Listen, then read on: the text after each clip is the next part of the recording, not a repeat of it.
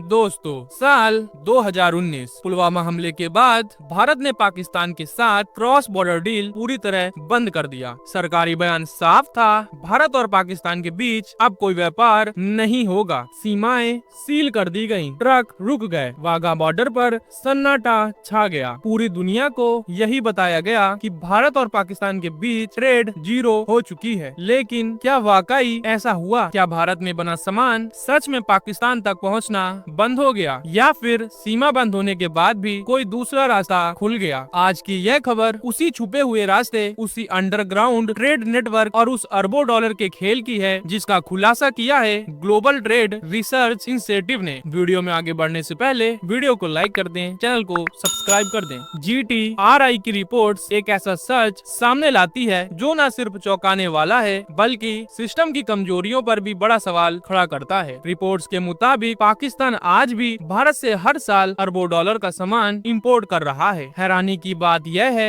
कि यह trade officially नहीं है बल्कि इनऑफिशियली हो रहा है। कागजों में पाकिस्तान भारत से कटा हुआ है, लेकिन जमीनी हकीकत में भारत आज भी पाकिस्तान का एक बड़ा सप्लायर है। फर्क सिर्फ इतना है कि अब ये सामान सीधे बॉर्डर से नहीं बल्कि तीसरे देश के रास्ते पहुंच रहा है। दोस्तों, अब समझिए इस पूरे खेल की असली रणनीति। भारत से निकलने वाला सामान सीधे पाकिस्तान नहीं जाता। सबसे पहले यह जाता है दुबई, सिंगापुर, श्रीलंका, यानी दुनिया के बड़े ट्रेड हब्स। भारत के एक्सपोर्टर्स इन देशों को सामान बेचते हैं। कागजों में सब कुछ लीगल, सब कुछ नॉर्मल होता है, लेकिन असली खेल शुरू होता है जब यह सामान इन देशों के सी पोर्ट्स पर उतरता है। जैसे ही भारतीय सामान दुबई, सिंगापुर और श्रीलंका के पोर्ट पर पहुंचता है, उसे सीधे बॉन्डेड वेयर हाउस में भेज दिया जाता है। अब ध्यान दीजिए, यही वो जगह है जहां भारत में बना सामान अचानक किसी और देश का बन जाता है। इन वेयर हाउस में सामान पोर्ट से बाहर नहीं निकलता, कस्टम ड्यूटी नहीं लगती, री एक्सपोर्ट की पूरी छूट होती है और यहीं पर शुरू होता है कंट्री ऑफ ओरिजिन बदलने का खेल। अगर किसी प्रोडक्ट पर मेड इन इंडिया लिखा मिलता है तो उसका लेबल हटाया जाता है, नया स्टिकर लगाया जाता है और वह बन जाता है मेड इन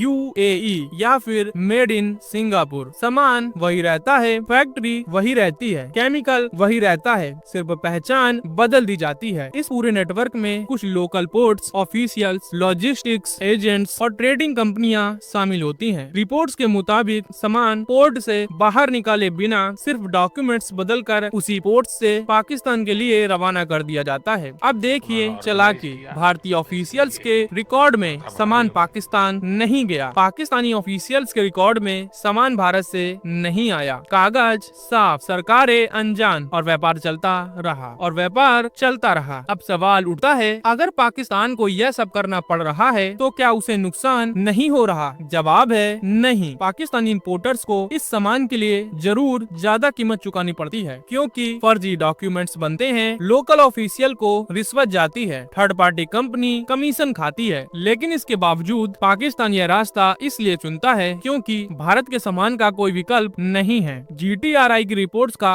सबसे बड़ा खुलासा, पाकिस्तान जो सामान अनऑफिशियल तरीके से भारत से मंगाता है उसमें से करीब 60% हिस्सा होता है organic, chemical, pharmaceutical, raw material. यह सामान पाकिस्तान को क्यों चाहिए? क्योंकि पाकिस्तान की दवा इंडस्ट्री भारतीय केमिकल्स पर निर्भर है। भारत का फार्मा रॉ मटेरियल सस्ता भी है और क्वालिटी भी बेहतर है। इस केमिकल को अनब्रांडेड फॉर्म में भेजा जाता है ताकि ट्रैक करना और मुश्किल हो जाए। भारत से पाकिस्तान इनडायरेक्टली जो और सामान जाता है उसमें शामिल है ऑटोमोबाइल कंपोनेंट्स, फर्टिलाइजर्स, रबर और प्लास्टिक, इंडस्ट्रियल गुड्स, यानी वो चीजें जिसके बिना पाकिस्तान की इंडस्ट्री ठप पड़ सकती है। पुलवामा हमले के बाद भारत ने पाकिस्तान से आने वाले सामान पर 200% इम्पोर्ट ड्यूटी लगा दी थी। उद्देश्य साफ था, पाकिस्तान की अर्थव्यवस्था पर दबाव। लेकिन रिपोर्ट्स बताती हैं कि भारत में भी कुछ पाकिस्तानी सामान इलीगली पहुंच रहा है और इस लिस्ट में सबसे बड़ा नाम है सीमेंट। दोस्तों, यह कहानी सिर्फ व्यापार की नहीं है बल्कि कूटनीतिक धोखे की भी है। साल 1996 में भारत ने पाकिस्तान को मोस्ट फेवरेट नेशन का दर्जा दिया था, लेकिन पाकिस्तान ने कभी भारत को यह दर्जा नहीं दिया, कभी बराबरी का व्यवहार नहीं किया। फिर भी आज पाकिस्तान को भारतीय सामान चाहिए। GTRI की रिपोर्ट्स साफ कहती है, भारत की जियोग्राफिकल प्रॉक्सिमिटी पाकिस्तान को सस्ती पड़ती है। भारतीय फार्मा इंडस्ट्री दुनिया में सबसे बेस्ट बेस्ट है। कोई दूसरा देश इतनी क्वालिटी और इतनी कम कीमत में नहीं दे सका, इसीलिए पाकिस्तानी व्यापारी ज्यादा पैसे देकर भी भारतीय सामान मंगाते हैं। अब एक और चौंकाने वाला सच सामने रखता हूँ। पाकिस्तान आज भी अफगानिस्तान के रास्ते भारत से सेकेंड हैंड टायर्स, पुरानी बैटरियां इंपोर्ट करता है। इन सामानों को पाकिस्तान में रिसाइकल किया जाता है, फिर वापस अफगानिस्तान और ईरान जैसे देशों में एक्सपोर्ट कर दिया जाता है। दोस्तों, यह खबर हमें सिखाती है कि